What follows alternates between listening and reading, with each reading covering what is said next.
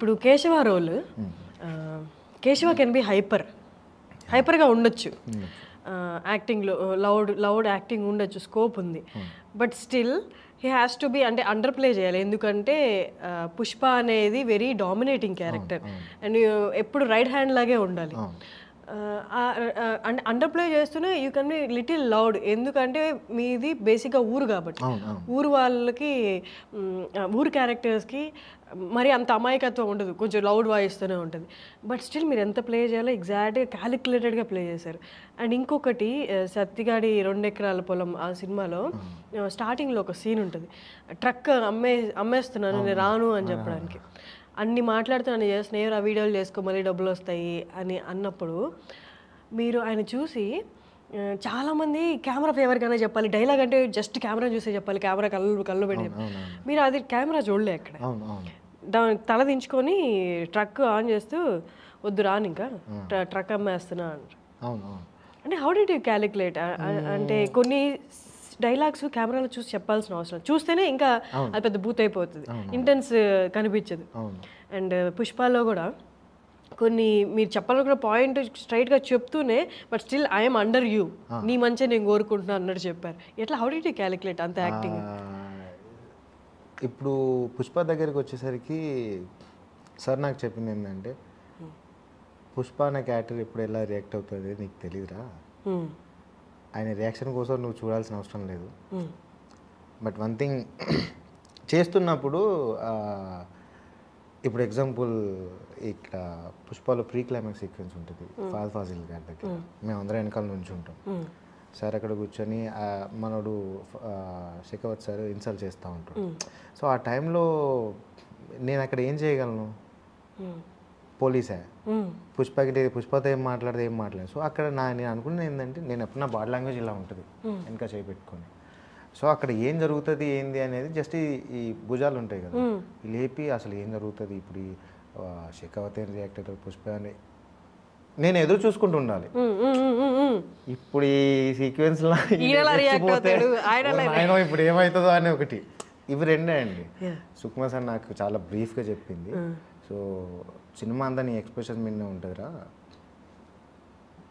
పుష్పరాజ్ ఎంతవరకు వెళ్తున్నాడు ఎలా వెళ్తున్నాడు అనేది నీకు చాలా దగ్గరగా తెలుస్తుంది సో దాని మీదనే ఉంటుంది నీ క్యారెక్టర్ అంతా అని చెప్పారు సో ఆ క్యాలిక్యులేషన్ చేసుకొని మీరు ఇంకా క్లైమాక్స్లో చూస్తే శేఖవత్ గారితో ఫోన్ మాట్లాడుతూ శేఖవత్కి డబ్బులు పంపించమన్నప్పుడు ఎప్పుడు ఇలా పుష్ప ఒకరికి భయపడతారా అని నేను అనుకోలేదు అనే వాయిస్ ఓవర్ వస్తుంది అప్పట్లో కొన్ని మాంటేజ్ పడతామండి అంటే నేను నా ఫేస్లో కొంచెం కోపం ఉండడం కానీ అసలు ఎందుకు ఇలా బిహేవ్ చేస్తున్నాడు ఏంటి పుష్ప ఇట్లేం చేస్తున్నాడు అని చెప్పి సో ఇవన్నీ ఏంటంటే ఉంటాయండి అంటే ఇప్పుడు మన క్యారెక్టర్ ఒకటి అనుకున్న తర్వాత కొన్ని క్యాలిక్యులేషన్స్ పెట్టుకుంటాం మనం సో డైరెక్టర్ గారు ఎట్లా ఉంటారు కాబట్టి ఇది అవసరం లేదు కొంచెం తగ్గించే సరిపోతుంది అని చెప్పేదానికి సో సుకుమార్ సార్ నాకు చాలా హెల్ప్ చేశారు ఆ సిచ్యువేషన్స్లో ఇది అవసరం లేదురా అంత చెప్పాల్సిన అవసరం లేదు ఇంత సరిపోతుందిరా అన్నారు సో అట్లా నాకు అలవాటు అయిపోయింది క్యాలిక్యులేట్ చేసుకోవడం పుష్పకి 2 సంవత్సరాల్లో ఆ కేశవ క్యారెక్టర్ చేస్తున్నప్పుడు యాక్టింగ్లో కానీ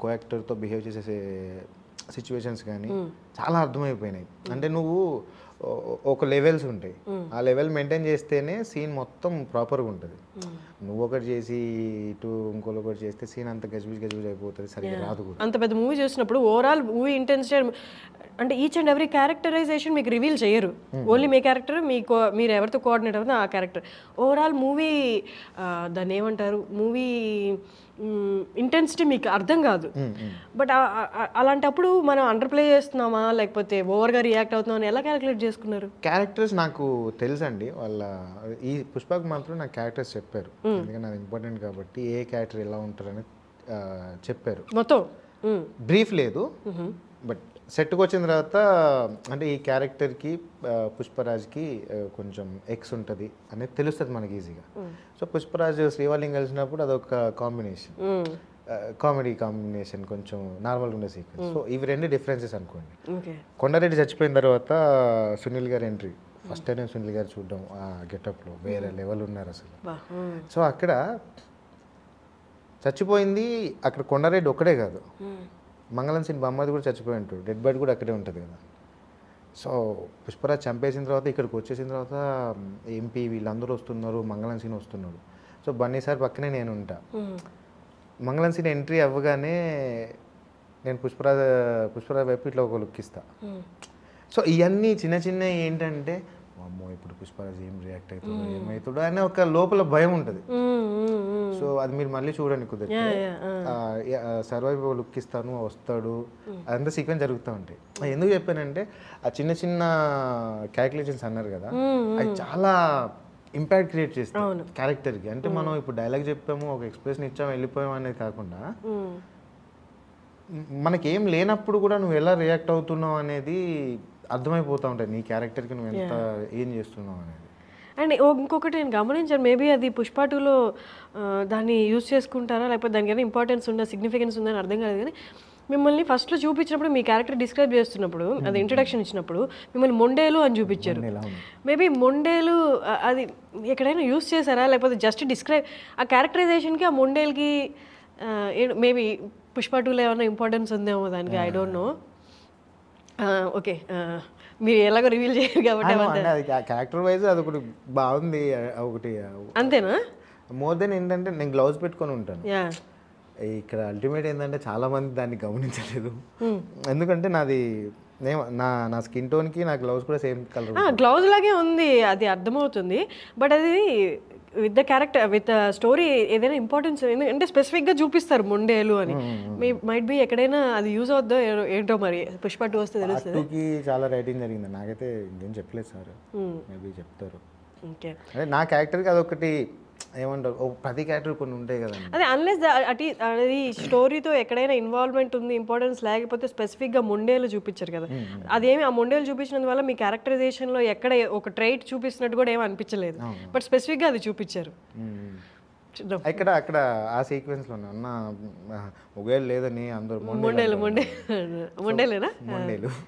అదే దీనికో పెద్ద స్టోరీ అండి బాబు. మా తాతకు వెళ్ళి ఇట్లుంటుండే, మా ముత్తాతకి. ఆయనను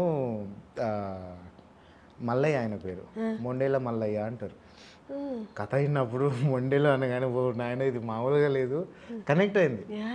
సో మా తాతకి మా తాత చూసిన లైఫ్లో మళ్ళీ ఒక సినిమా చేస్తున్నప్పుడు అలాంటిదే మనకు వస్తుంది అనేది ఎక్స్పెక్ట్ చేయం కదా.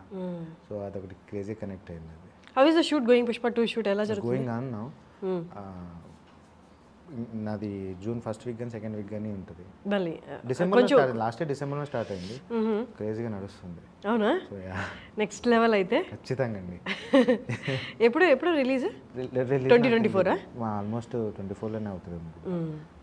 షూట్ కంప్లీట్ అవ్వాలి అంతా, పోస్ట్ మోస్ట్లీ 24 వస్తుంది కావచ్చు. ఓకే, షూటింగ్ అయితే పెద్ద ఎత్తున సేమ్ లొకేషన్స్ అంతా ఏమండి ఇప్పుడు కొంచెం మేము బాగా రిచ్ కదా. రిచ్లో సో సేమ్ లొకేషన్ కాకుండా కొంచెం చేంజ్ అవ్వచ్చు. ఓకే. మన ఏదో కూడా లీక్ చేసినట్టు ఏవో పుష్ప శ్రీవల్లి ఫోటోస్ కూడా వచ్చాయి, అది మరి ఎవరెవరు స్టేట్మెంట్ ఇవ్వలేదు. సినిమాల్లో ఏమో అందరూ అడుగుతున్నారు, నాకు తెలియదు.